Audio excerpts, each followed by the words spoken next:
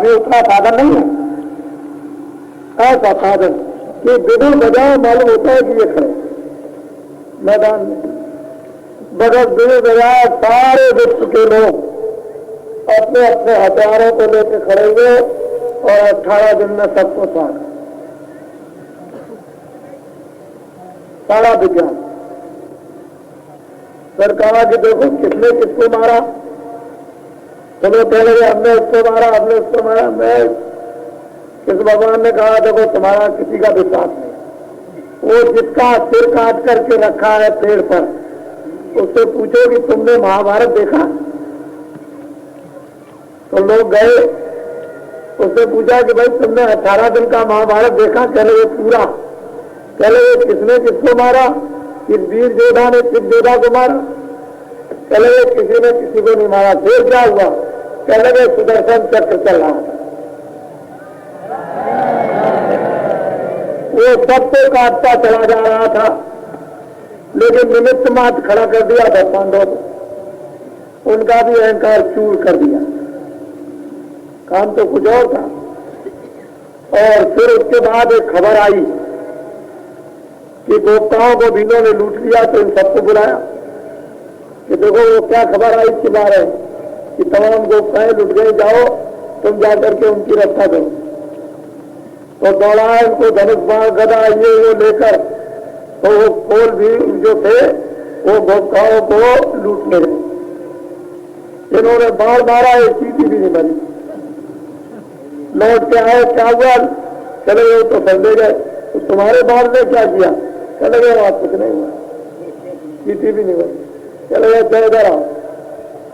अब हमारे दोहे को समझ, समय होत बलवान, बीला लूटी गोपका वही अर्जुन वही मान।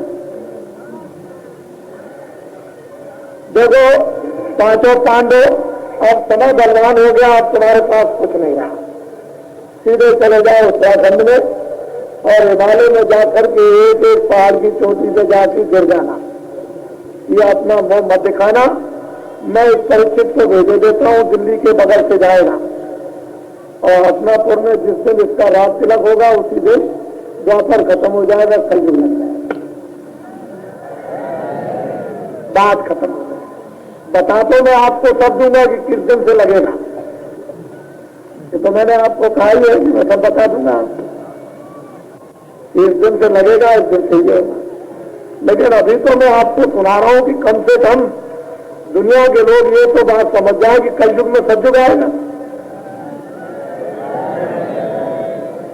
कलयुग खत्म नहीं होगा, लेकिन कलयुग में सतयुग कितने हजार बरस के लिए लग जाएगा। तो ये बात जो आदमी सुनाता है तो कुछ ना कुछ तो देखता ही होगा।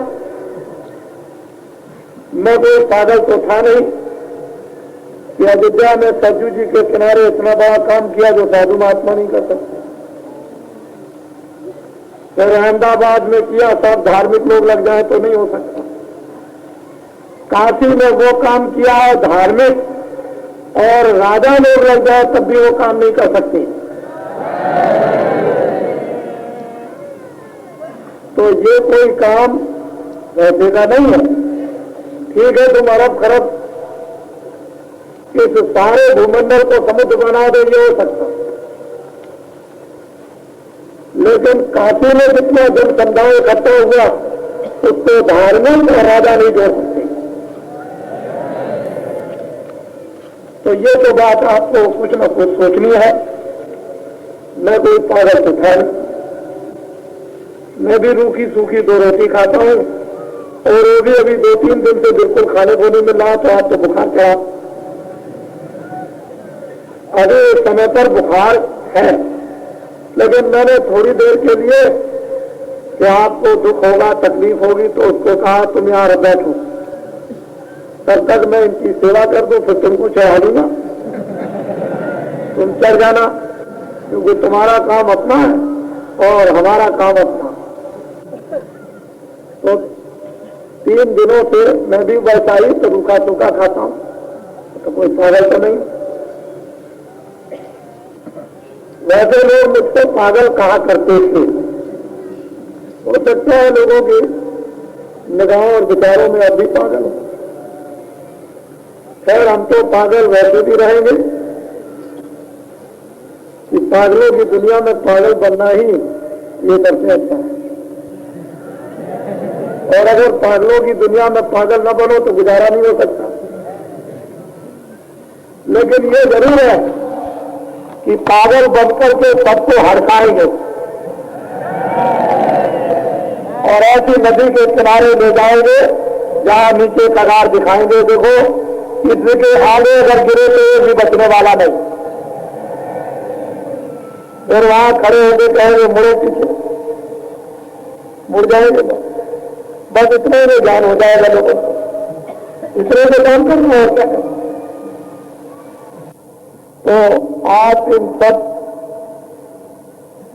जो संदेश हो रहे हैं उनको भली प्रकार एक एक शब्द याद रखें। ये आपके काम के हैं, मतलब के हैं, फायदे के हैं, उपकार के हैं, परोपकार के हैं, कल्याण के हैं और मानव मात्र के हैं और फिर मुक्ति के हैं और मोक्ष के हैं।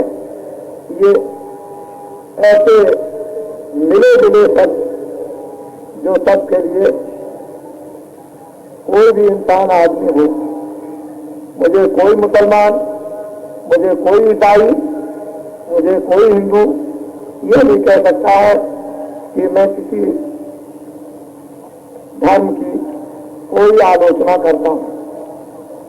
अपनी अपनी जगह पर सब जिस समय पर वो औलिया, फकीर, महात्मा, साधु, संत जिन भी धर्मों में आए वो अपने वक्त के ठीक है और उन्होंने अपने वक्त में काम ठीक किया। तो जिसके पास जितनी शक्ति और ज्ञान होगा उतना ही तो करेगा। शक्ति और ज्ञान नहीं होगा तो फिर कैसे आगे करेगा। तो उन लोगों ने जो भी काम अपने वक्त में किया उस समय का ज्ञान और शक्ति बिल्कुल ठीक थी और उनको उतना ही काम करना था कितने काम के लिए उनको भेजा गया था, उतना काम उन्होंने किया। तो मैं तो सभी धर्मों की प्रतिष्ठा मान्यता रखता हूं, सभी धर्मों के कलामों पर सजदा करता हूं, प्रणाम करता हूं और सभी धर्मों की कीर्ति। फिर कोई इंसान आदमी क्या कह सकता है। धर्म एक आने का रास्ता और एक ही जाने का।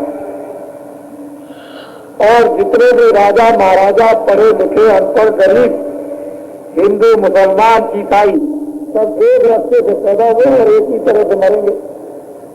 तो धर्म देश में से आ गया।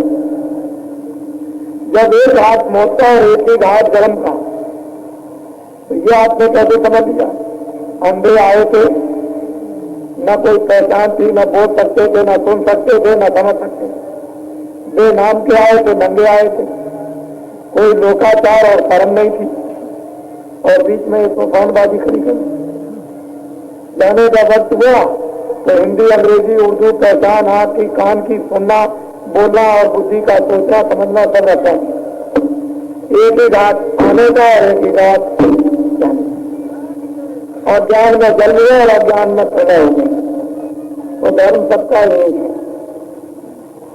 न दो कभी हुए न कभी रहते, लेकिन अपने अपने खुदगर्जी और मतलब के लिए जो आपकी इच्छा हो बना लो। लेकिन अंतिम घटना जब हकीकत आएगी, वास्तविकता आएगी तो सब उसको कबूल करेंगे। मुसलमानों की किताबों में लिखा है कि 14वीं सदी में कोहराम मचेगा। कब मचेगा? अंत में। 14वीं सदी के अंत में कोहराम मचेगा। जब 14वीं सदी के अंत में कोहराम कोलाहल होगा तो उसी समय पर खुदा का पैगाम लेकर एक फकीर जमीन पर उतरेगा और सारी इंसान जाति को खुदा का पैगाम सुनाएगा। इधर तो फकीरों के कलाम ये कहते हैं, उधर रामायण गीता ये कहती है कि जब जब हो धर्म की हानि, बाहे असुर महाअभिमानी, तब प्रभु धर्म में बंदिश होगा। हम लोग तो कोई मतलब नहीं, हमको तो मतलब से मतलब है। समझे न समझे आपकी बुद्धि, लेकिन जो बात वस्तुतः जो सत्य और अटल है, अविचल है, वो ये कि जब धर्म लोप होता है, प्रेम जाता है, दया जाती है, सेवा जाती है, आंखों की पहचान, कानों का सुनना, बुद्धि का विवेक। जब लोग दया को दया नहीं समझते, हिंसा करते, आदमी मार दे, पशु मार दे, पंछी मार दे, किसी की जान लेने में कोई दर्द न हो, तो समझ लो कि मानो धर्म खत्म। ऐसे वक्त में कोई न कोई आए।